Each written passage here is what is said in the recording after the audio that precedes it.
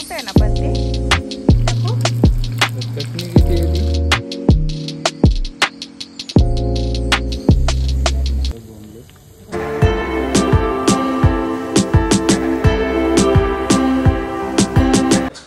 बापरे, ए तू घरात का आलेस?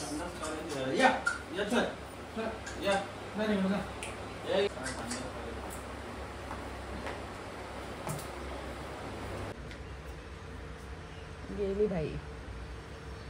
कानाला मस्तपैकी टॅग आहे तिला. कोणीतरी सोडलेली असेल.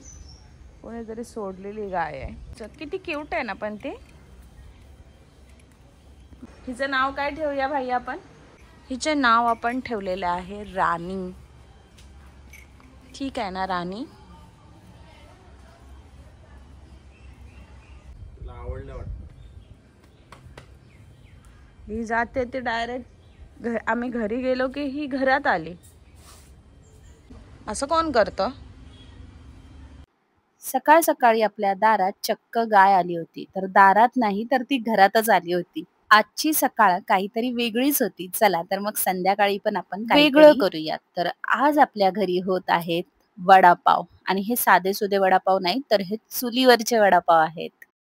तर सगळ्यांच्या चवी घरात वेगवेगळ्या आहेत. तर नुसते वडा आणि पाव नाही खाणार. घरात सगळ्यांच्या चवीचा विचार करून इथे आपण वडापावला सुरुवात करू. सर्वात पहिले आपण पुदिन्याची चटणी केली आहे.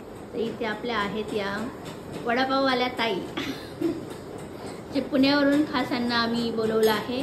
खरंच तर ही आहे आमची बहीण आणि जी राहते पुण्याला, बट एवढे भन्नाट वडापाव बनवते, एकदम चविष्ट. काय वाटतं तुमचा वडापाव होईल की नाही चांगला? काय माहिती, आता टेस्ट करून सगळी सांगते. टेस्ट करून सांगते. आता बघू, नाही चांगला झाला तर उद्या सकाळी पुण्याला पाठवा. हा, बेसनाच्या कुरमुऱ्याची चटणी तुम्हाला माहिती आहे का?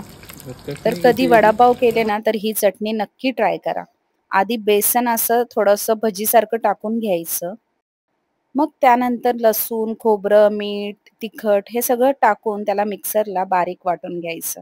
तर अशा प्रकारे आपली ही लाल चटणी छानपैकी तयार झाली आहे. वडापाव सोबत तोंडी लावायला पहिले मिरच्या फ्राय करून घेतल्या. चुलीवर जेवण करायची मजा काहीतरी वेगळीच आहे. आणि इथे वडे बघा कसे टमकन फुगून वरती येत आहेत. ए बघ रे खाऊ. बघा कसे वडे तळतात. हे खा ना एक. बघ खा. हात नाही ना धुतले, थांब मी हात धुतो. सो हे आपली प्लेट आहे. चुलीवरचे वडापाव, मिरची, पुदिना चटणी, लसूणची चटणी आणि कांदा.